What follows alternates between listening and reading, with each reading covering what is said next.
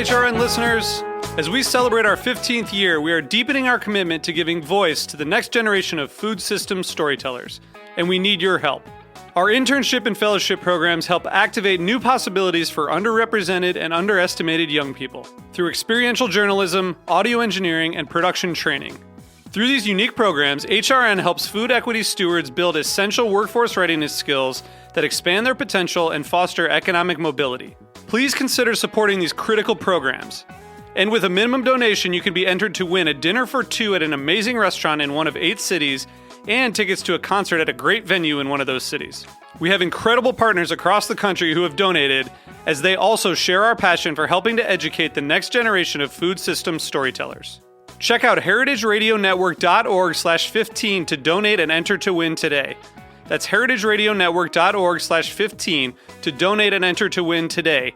And make sure you donate before March 31st. Thank you.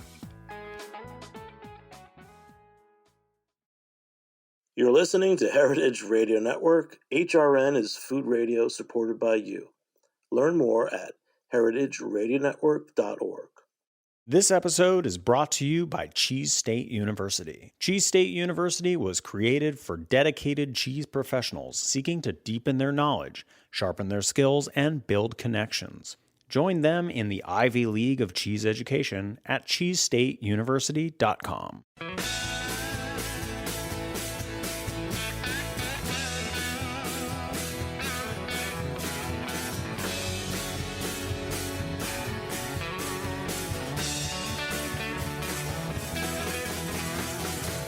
Hey, welcome to Beer Sessions Radio on Heritage Radio Network. Hey, I'm Jimmy Carboni. I'm the host here since 2010, every week on Heritage Radio Network. It's Thursday, April 27th. Last night we hosted the Brisket King NYC event now in Queens, and we've got two folk from that event joining us. Let's go around the room and introduce themselves. Great.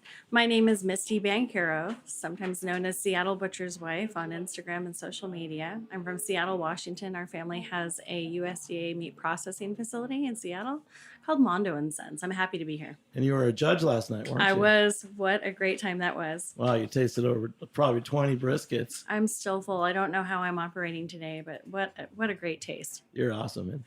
Hi, I'm Darlene Lawrence. I'm the owner of Sandstrand Cut. We're based out in Brooklyn, New York, and you can find us in Canarsie. And this is probably your third time that you cooked at Brisket King, right? I think it's the third or fourth. Yeah, you first came in 2018, and we're going to talk about your growth as a chef and a restaurant person. So this is a great show. I will give a big shout out for beer, since it's Beer Sessions. Kent Falls in Connecticut has done so much with local malt. And there's a really great barbecue restaurant, Hindsight Barbecue in Waterbury, Connecticut.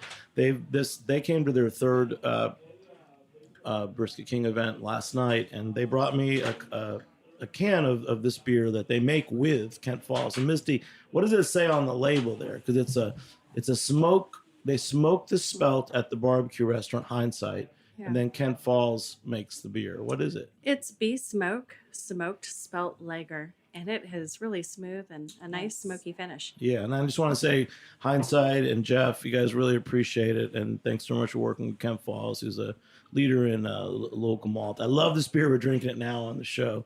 And we've also got pizza, margarita pizza, which the ladies will tell you how good it is when we get going. So we're going to talk about the event last night. So first, Misty, we got connected through one of the other judges, Brimstone. But just tell me how you got started, the family business that you're part of. And I mean, I love meat, I love food, I love people in the industry, and I'm just so glad you came out to New York for this event. Well, it's been a great journey. So I got started and connected even with Brimstone because I started to learn how to barbecue about 4 years ago. Our family business is now with my son down there, 4th generation Italian family. Came from Genoa, started up in Seattle, and created what was at that time retail meats. Now it's evolved into meat processing more on a wholesale level. So we sell to restaurants and chains and do custom Italian sausages. Like lots of private label. We don't Salami? do salamis. We do dry aged meats, high end steaks for restaurants in the city. in the city of Seattle. That is. I can't say that. But yeah, so they do a lot of craft artisan, and they do things that are, they try to stay on the healthy side. So they have lots of product lines in our natural food stores in the community in the Pacific Northwest, Oh, that's between great. mostly Oregon and Washington. Yeah.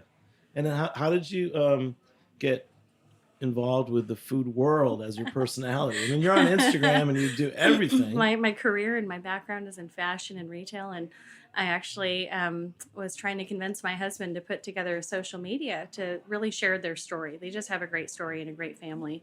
And when doing that, I checked out some hashtags like meat and barbecue, and I just got lost. I went down a rabbit hole, and I thought, oh, I love to eat these things. But even as a mom and a wife, I really didn't cook that much. So I got really excited and actually self-taught through a lot of YouTube videos, partnerships. I love meeting new people. So I learned a lot from some of my friends that are chefs or pit masters. And I started on my own in my backyard. And now it's evolved to really a full-time career. Not only just sharing recipes on Instagram, but also working at events and such. Wow, it's great having you. And Darlene, tell us about your background in food, your family business. So my background in food was that I started my business from my friend saying that I should start a business. I had made jerk snapper one day, and she said, you should really sell this. And I thought, nobody's going to eat this stuff but you guys. And then I started the business, and I just started doing competitions. I actually come from a long line of bakers and chefs. I have 15 uncles. 13 of them are chefs, and the others are bakers. So I come from a long line of people being in the food industry. They own restaurants, they own bakeries.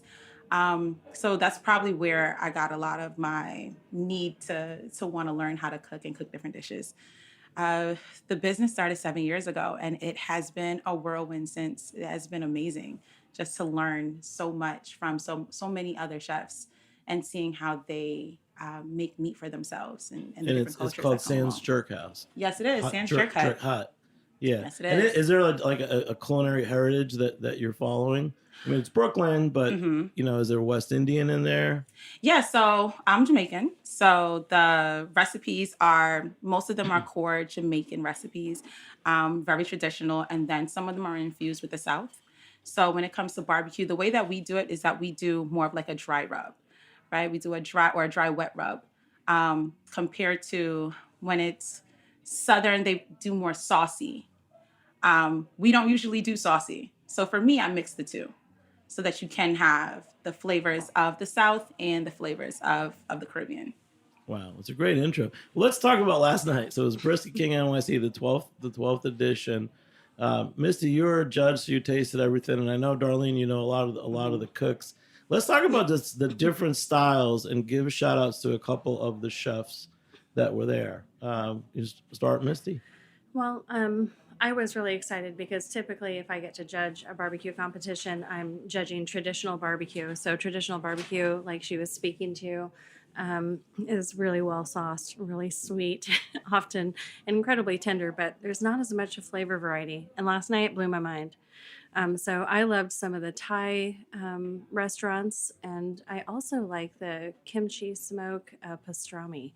It just had a little bit of a different zing to it than what I'm used to. So I don't know if it was the brine, but I really loved the influx of flavor. Last night was eye-opening to really bring in the brisket game a little bit differently. Big shout out to Robert Austin Cho. He's Texas and Korean American. Yes. Westwood, New Jersey, kimchi smoke. So. Oh man, I really enjoyed that. Amazing. And what about for you, Darlene? Oh my gosh. First tell us your dish. So I had the spicy barbecue jerk brisket. And for me, I make all of the sauces from scratch. And I was going for something that would be a little bit more traditional to, not really to Jamaicans, but more traditional to the barbecue world. So it was more barbecue than jerk. So I was trying something a little bit different in that. But one of my favorites, and I don't even think it was Big Guns because they had the corn dog. Sean Keever, yeah. Yes. Fun. And I've never brisket seen corn a dog. brisket corn dog before, nor have I ever thought that they would make one. So that blew my mind. I'll say actually the history of that event. I'm speaking as the producer too. 8 years ago, there was a chef with a New Orleans heritage who made brisket boudin balls, which was also chopped up brisket and fried. Right. So there's been a lot more variety. I little backstory on it. When it started in 2011, it was just more of a barbecue-y event, and originally it just had a wide range of different chefs from different backgrounds in New York City cooking brisket. So it might have been braised dish, it might have been a French chef, it could have been an Asian chef, or someone doing something wild like just a hot pot with raw slices of brisket in it. Robbie Richter, who was a great chef at Texas Hill Country Barbecue, one of the first barbecue chefs in New York City like 15 years ago. But so there's been a wide range of flavors and everything. In 2017, Aaron Franklin came up, and Billy Durney from Hometown Barbecue really helped steer that year. Suddenly the Texas smoke style of brisket was everywhere, and that's what you expected. So you've seen the last few years, you'll just see like this nice smoked brisket, the slices, they all look very similar. So that's, I think, I don't know about you as a judge, Misty, but I find it harder to judge when you're sticking to those criteria, like is it this Texas smoked, because we had so many other things. We had Thai restaurants doing curry. I don't know. Was it challenging, the judging part? It was challenging because everybody's palate may be just a little bit different, but honestly, like everyone's palate may be slightly different. Even when it comes to the basics, you may taste something different. So, for me, I really thought about the texture, the tenderness of the meat. That's important to me, and it didn't have to be like comp tender, but you can tell when someone has given enough time and attention to making sure that every bite is just right. And then the meat itself, like Leland Avellino, who cooked a long time at Dinosaur Barbecue, big shout out to him. He's Avellino Family Barbecue now, operating out of Norwalk and Stamford, Connecticut. And he came in with, let's say it was definitely a great social media play, Pop-Up Bagels, which is really big, and it's doing special events, and One Bagel Fest. Pop-Up Bagels and them teamed up. And that was probably one of my favorite dishes, the pop-up bagel with chopped brisket. But then Leland, who really is one of the top pick guys in New York area, he just had this piece of brisket that was fatty in the right way. And it turns out he used like a special prime beef. So you as the meat person, how important is the quality and type of, because with brisket's brisket, you can go to Restaurant Depot and buy brisket.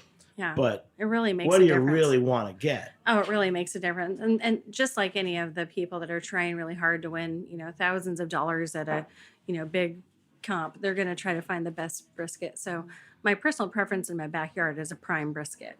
But when you're going to competition, a lot of the guys like to use Snake River Farms or, some nice American Wagyu that's a nice balance where it's not too fatty, but there's still enough marbling to make that perfect bite happen. Like you said, fatty in all the right ways. Yeah, so they have to kind of trick it for the. I remember some competitions where people have had to have like a crunchiness or a little salt on top, but you wouldn't really have a whole dish of that. But then our winner, Wildwoods, they did special sourcing with Small Farm from Georgia, and told his story about where their sourcing was. Yep.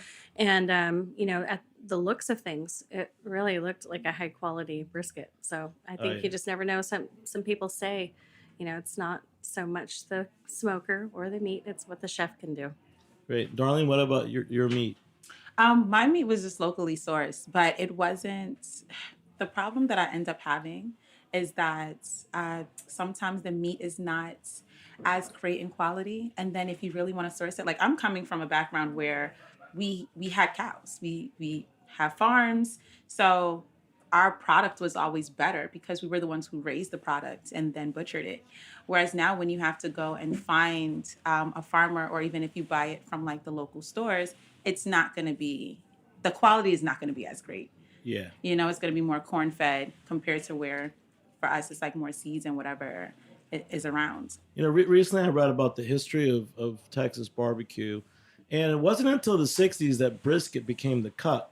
A lot of like the Central Texas, talking about food from farms, a lot of the Central Texas meat shops that were really making smoked meats as well we're doing large things like shoulder clods. And let's talk about cuts of meat, because I remember that in my old restaurant like 12 years ago, we were getting there was a beef farmer upstate New York, and I had one chef that was really into it, and we decided that we would always order the shoulder clod, also because it was cheaper, but it was a big enough piece. He would cut it up and marinate it and braise it, and we made an amazing braised beef sandwich, which to me was the best brisket ever. But it was shoulder clod, and that's what the meat guys in Texas used to do into the 60s. You want to talk about shoulder clod and large cuts of meat? Because I really feel like that's where this industry has to go.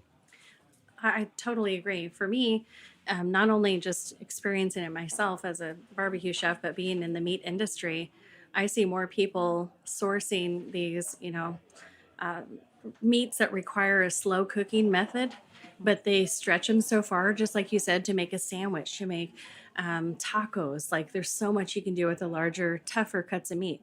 And I would guess that if it started getting popular around the 60s, the movement of different kinds of smokers making this more available to the average family. I'm thinking about things that people don't really want to talk about, pellet smokers that make it accessible. Now you probably have, moms that saw it on social media and they go buy themselves a pellet smoker and they're trying out brisket for the first time. All of a sudden, meat is booming. So not only just like the shoulder clod, but even like beef shanks is really, really hard to get tender cuts that take a low and slow, even braising method sometimes, are becoming more and more popular. And also the accessibility of recipes. Like think about it, back in the 60s, there was no Pinterest.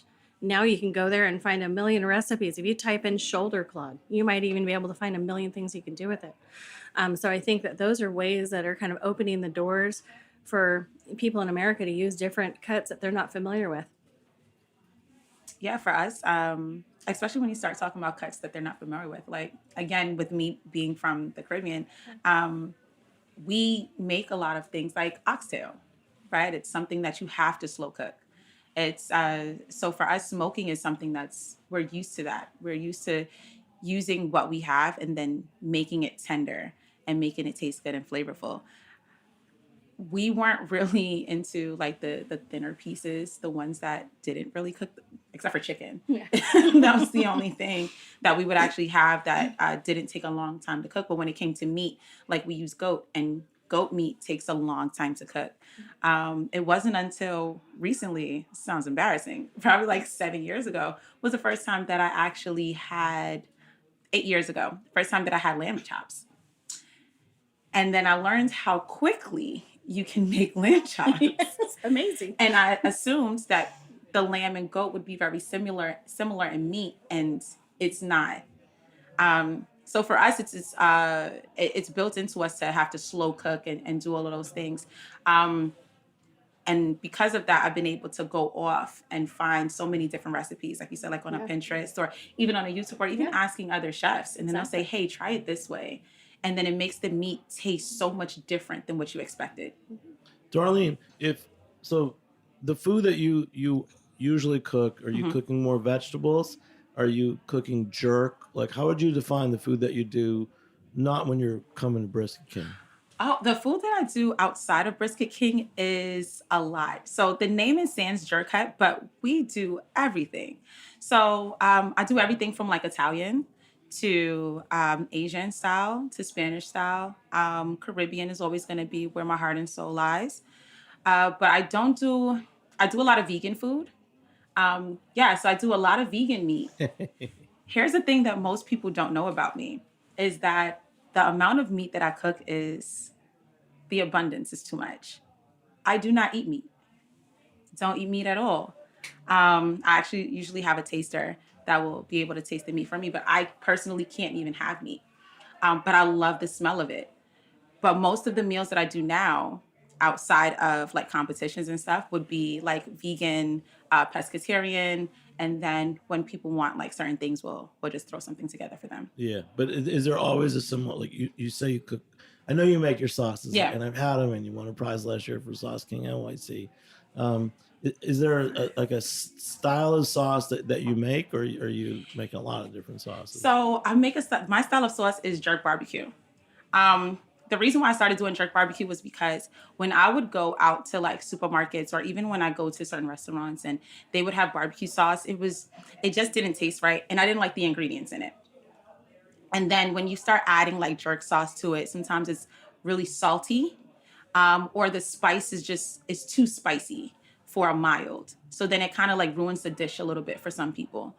And I decided to make something that would be flavorful enough that if you're doing a fish that's not supposed to take a lot of salt, you can still put it on there and it makes it taste good, right? So it doesn't ruin the dish for you. So that's where like me doing sauces came about, or me making sauces came about. And what do people drink when they're at Sans Jerk Hat? So one of the favorite drinks is like sorrel. We're a drinks show. Yeah, so we have sorrel. Rum punch is always a big one. What's sorrel? So sorrel is hibiscus, and we take the hibiscus leaves and then the hibiscus flower, and then we boil them down. We boil them with ginger, pimento seed, and then once we cool it and drain it, we add sugar, and we can add rum to it. And then sometimes we make zobo, and zobo is a Nigerian drink, which uses hibiscus leaves too, hibiscus flowers. And then we boil those down with oranges and pineapple, pimento, and ginger. So you mix it with rum, or you don't distill you mix it with rum. Ferment it. No, you need to mix it with rum after. You get all of the rum flavors in it. Wow. Yeah.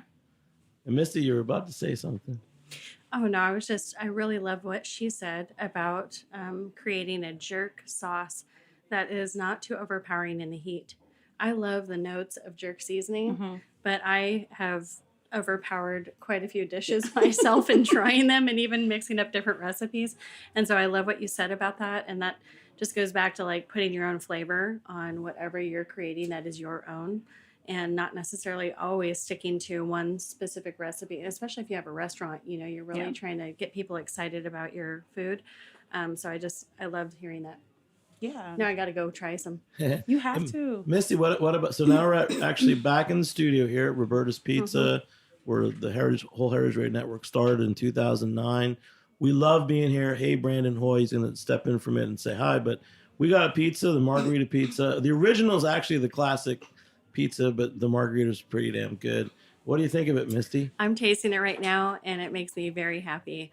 In Seattle, we do have our favorite Italian spots our family likes to go to, and they're always like Neapolitan certified, wood-fired pizzas, and this hits the spot. It has that flaky, bubbly crust and perfect toppings. The cheese is bomb. I love it. Thank you. Yeah, Roberta's Pizza open out here. We're way out in Bushwick. You've probably never been, but never been. Now it's the probably expensive and hip part of New York City. Ooh. But they opened in 2008. This was an old auto garage, and they had one of the first real Italian wood-fired pizza ovens in the whole area. Can you tell me about the graffiti at the entrance? I literally thought, Brandon. is the Uber dropping us off in the right spot? Well, that's part of Bushwick It's in New York. awesome. When When I I first came in, I you loved guys it. don't know my backstory, but I was a high school senior many years ago, and I was looking at schools, and I flew into New York to visit a school. And when I drove down back then, it was 125th Street. All the store gates were down, and they all had graffiti. And I said, I love this city. So, the graffiti street art, but it's the thing about art and food and even Instagram. Yeah. There's just so many people in New York that are self-driven. So there are people that are making art, and you know what? It goes up on buildings, and there's a lot of buildings, and there's a lot of vacant storefronts, and we can say this. This is not new. This has been a part of New York normal. since the 60s. I love it. Oh yeah, no, it's cool.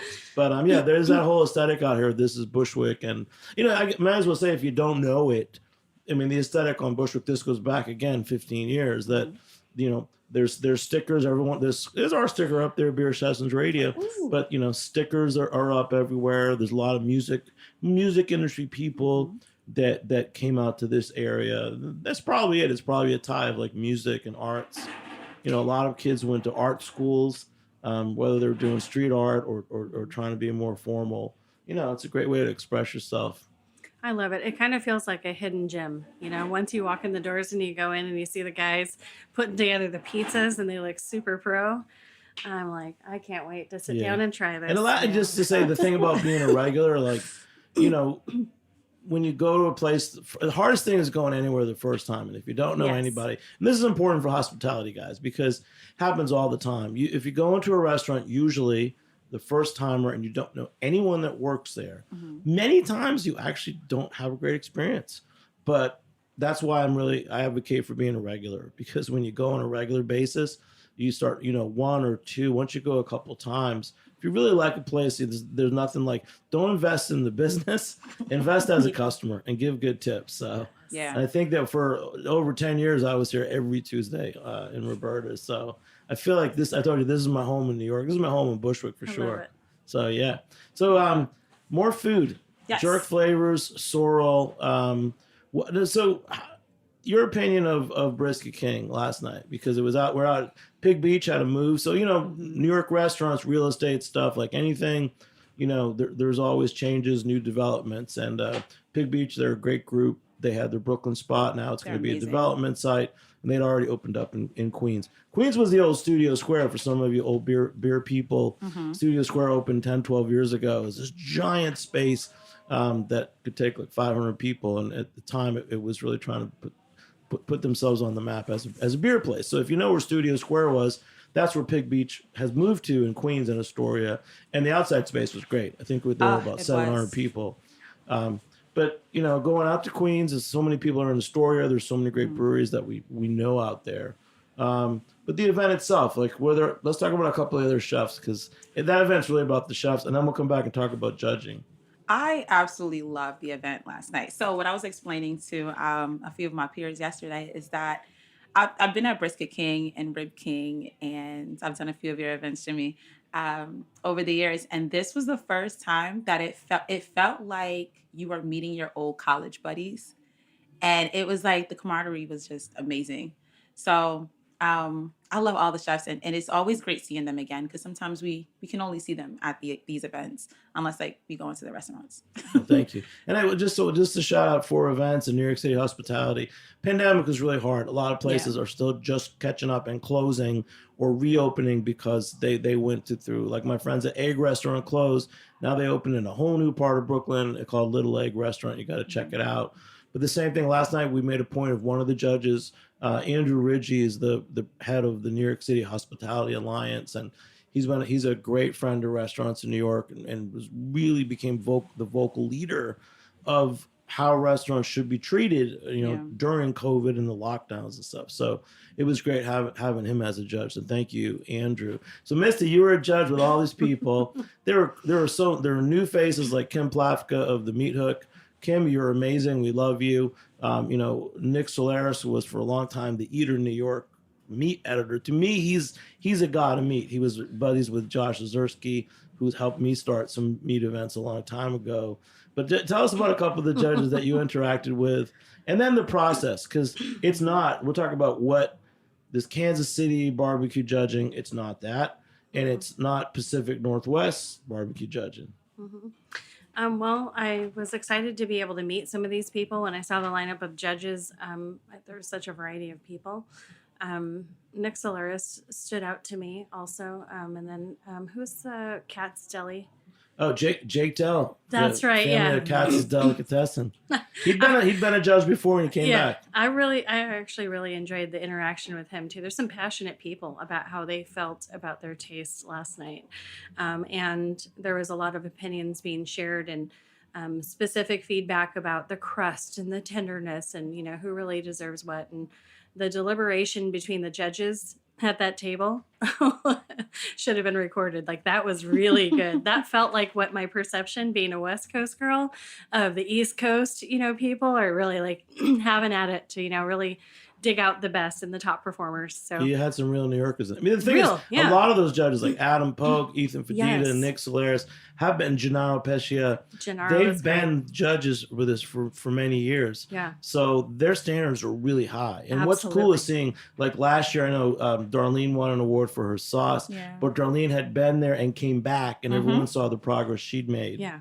And that's probably part of it. So you got some people that have seen the movement, or someone who's continually a top performer, so they know who to go to first. And you got someone like me who's brand new, who's coming in with wide open eyes, tasting every single person individually with no background, no other than knowing, where they work and whatever. But for me, it was awesome. And I think when you're judging, you just have to share how you feel, period, and not be influenced by others. Yeah, I mean, it's a New York City culinary event. But you said you came in Pacific Northwest. There's a style of judging.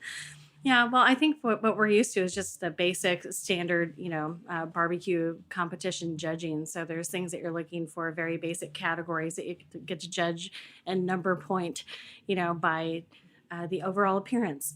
What are the aesthetics? And this competition at Brisket King, I was handed a piece of brisket sometimes, or I was handed a little tray with a juicy old splash, brisket all over it. So in a regular competition, you can't even get sauce on the side. Yeah, some Thai curry, some hot, spicy sauce on top of the pastrami, like totally different world. So the variety was really eye-opening and fun, and very different than what I'm used to. And it was, I want to say laid back, but it really wasn't laid back because, like I said, there was a lot of really intense opinions when it came down to judging. No, every one of those restaurants, and you, Darlene, the time you spend on it, sourcing the meat, every restaurant and chef there is invested in putting their best foot forward. And just a note about the flavors and stuff, it's nothing to do with any sanctioned barbecue competition. That's it's the opposite. It's a New York City tasting event where the chefs and restaurants are giving you a preview or a taste of what you would get in their restaurant. Yeah. So there might be flavor. Like the three, I want to shout out to good buddy Joe DiStefano, and Queens meat and food expert. The last 2 years, he's helped bring in a couple different Thai restaurants. And there's Zab Zab NYC in Queens, which is top 100 New York Times restaurant. But Zab Bhutan, Upper East Side, this is our second year. And also Kam Rai Thai just opened in Astoria. And each one of those, they're featuring specific dishes from, regional Thai cuisine. And if you ask Joe or you ask Nick Solaris, someone's going to say, and Peter Kaminsky, my great friend, the cookbook writer, Thai food is like France with so many different regions, so much history. And I don't know if you thought about the different Thai, because there were 3 different Thai dishes. There really were. The curry was probably my favorite, tender and just the right amount of spice balance. But yeah, I loved being able to taste food from different countries. We're going to take a short break. We'll be back in a few minutes on Beer Sessions Radio. This episode is brought to you by Cheese State University. Cheese State University was created for dedicated cheese professionals seeking to deepen their knowledge, sharpen their skills, and build connections. It feels like a gift to be able to give this gift to people, because I know that from my own experiences, I know how valuable consolidated, incredible training resources are. They offer an in-depth education on all things cheese, as well as an active network for peer support and career development. You can pop over to the Quad, which is our social networking and engagement app. And so that's a really fun and dynamic aspect of Cheese State University. Cheese State's 3-part course is designed for seasoned pros and entry-level mongers alike, and covers all the skills one needs to perform on the cheese counter. The structure of Cheese State University is all based on the Cheese State University Field Guide. And that is a 3-volume resource. It's all digital, online. At the end of the course, students will be ready to ace the field guide assessment and earn their Cheese State Scholar Certificate. Another resource is a video series where we tackle sort of these thornier questions that you can get on the cheese counter, like what is rennet, and why is this cheese so expensive, and can pregnant people even eat cheese? At Cheese State, you're among experts, you're amongst scholars, you're among cheese lovers, and most importantly, you are a monger. Join them in the Ivy League of cheese education at cheesestateuniversity.com. Hey, welcome back to Beer Sessions Radio on Heritage Radio Network. It's our 14th season, and today we're recording in Roberta's Pizza in the back, the old Heritage Radio Network studio.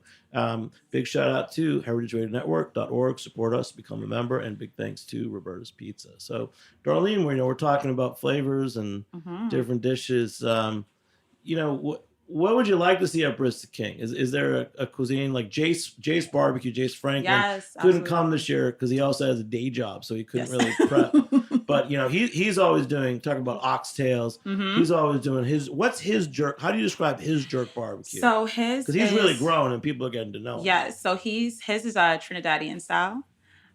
So each of the Caribbean has, we all have our own like flavors and things like that. So sometimes the name is similar, but the taste is very different. So for him, he does like jerk pigtails, which are listen, your face shows it all.